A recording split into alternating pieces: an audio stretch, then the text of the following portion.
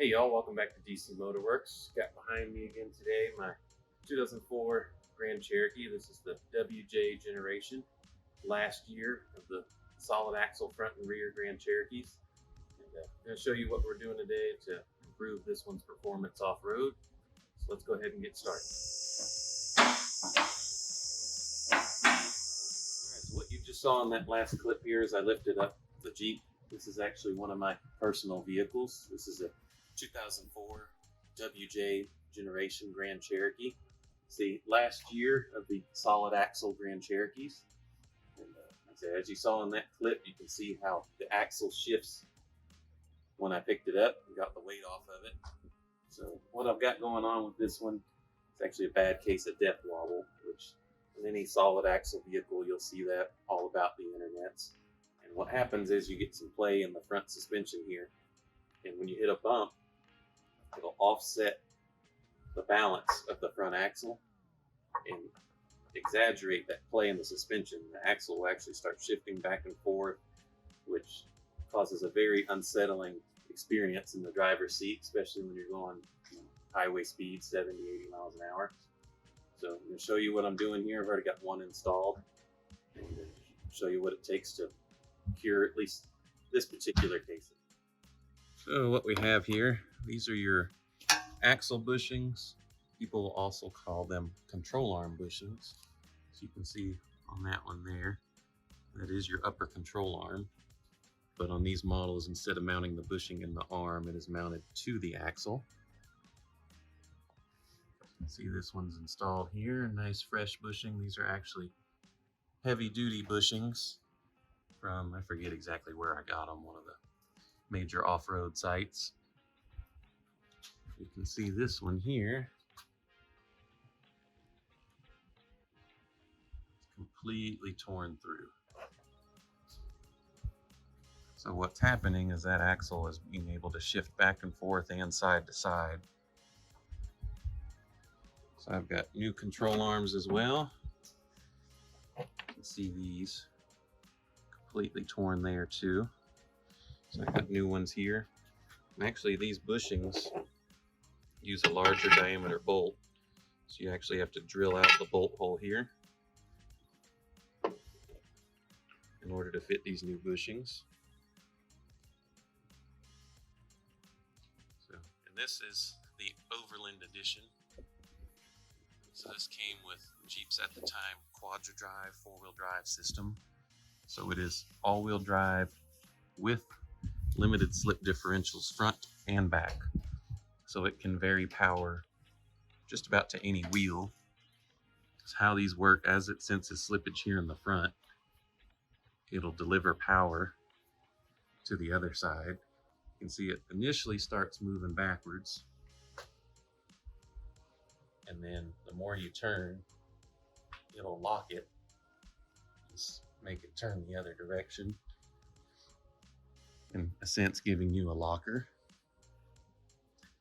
This one does have a 2-inch suspension lift just with spacers and some Bilstein 5100 shocks. Will at some point do my tie rods and so forth as well. But for now, there's no play in them, and it will be on the list here soon. See, I do take this one off-road. There's still some leftover Georgia red clay and mud under here, even though when I do get done off-roading, I do usually go to the pressure washer and wash all this off. I do have my electric exhaust cut out there with the factory muffler. So when I want it loud, I can make it loud and then have it quiet at other times. I also have some parts here to replace this upper control arm. See, those bushings are completely torn as well. And it actually uses a ball joint on top of the rear axle.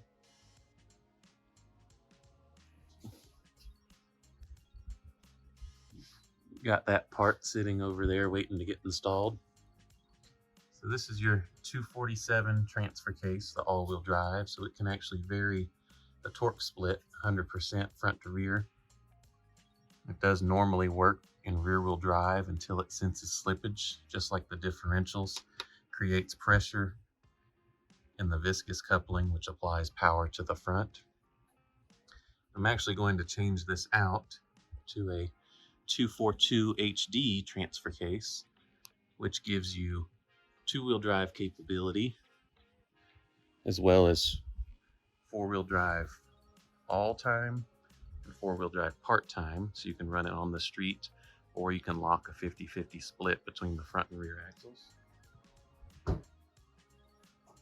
And of course it does have low range as well, just to give you some more flexibility in your four-wheel drive choices rather than the system deciding for you.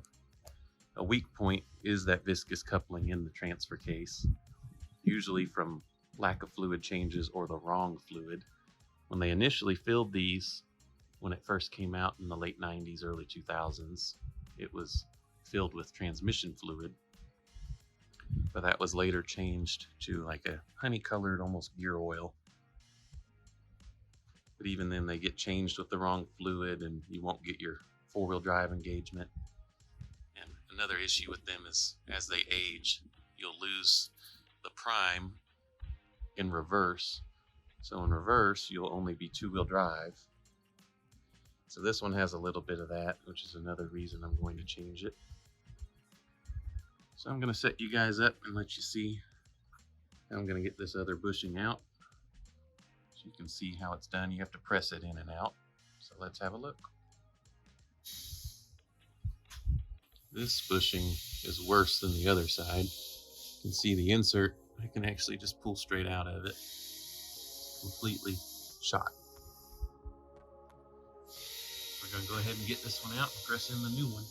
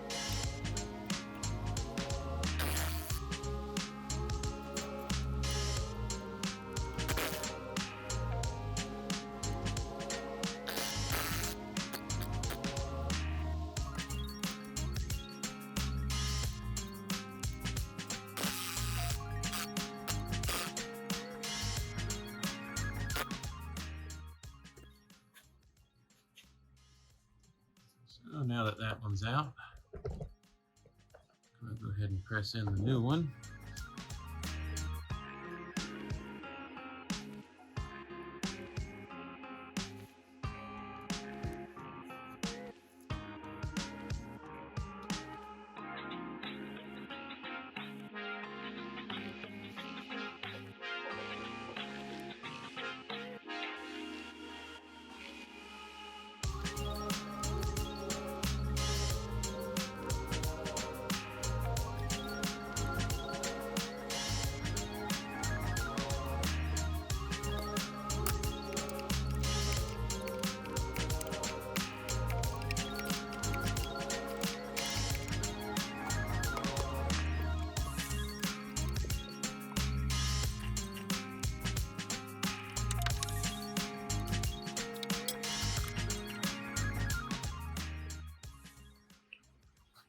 You can see we've got our new axle bushings and upper control arms installed. Now I'm working on the lowers here. See, that one's already in, ready to go. See here, and these were starting to deteriorate, and under load, they're pretty well torn. Go ahead and get these installed, and then also put on a new steering shock here, steering damper. Already got the adjustable JKS track bar on here. The bushings are still nice and tight. That should complete refresh on this front end. So here underneath, I'll show you what all you have to do this job. It's actually not very difficult. First step is going to be to remove the skid plate if you're equipped, which most four-wheel drive models are going to be. And you'll remove your 4 8mm bolts for your straps to your U-joint there. And then the rear drive shaft will just slide out. Got 4 more here on the front drive shaft. And if you're a late model Grand Cherokee, they have the U-joint on the front drive shaft. Earlier ones had a CV joint, but on these later models, it'll just bolt right up. You can use the same front drive shaft. You have 6 bolts holding in the transfer case. And it slides right out. And you just disconnect your shift cable here. And on the new transfer case, you will have to move the cable into this lower slot, as the shift bracket is shorter on the 242 case than the 247. This one also does have a 4-wheel drive indicator light, but we won't be using that since mine isn't equipped with that. But you can always just look down at the manual shifter and see what position you're in. You can change the shifter assembly or the bezel to the correct labeling. So I do have one of those to put in. A lot of people don't, and they just know what position they're in from memorizing it. Now this one can be serviced with regular transmission fluid instead of the special Mopar fluid that the best way to get is actually only from the dealer to get the correct stuff. But that's all that's involved in this swap. It's a very common swap on these, especially on quadra drive models, because then you've got your limited slip differential in the front and the rear combined with all the different modes on the transfer case. You can have it locked 50-50 and have your limited slips working. So it's an improvement off-road as well as on-road with the 2-wheel drive option. So we're going to go ahead and get this finished up. Thank you all for watching.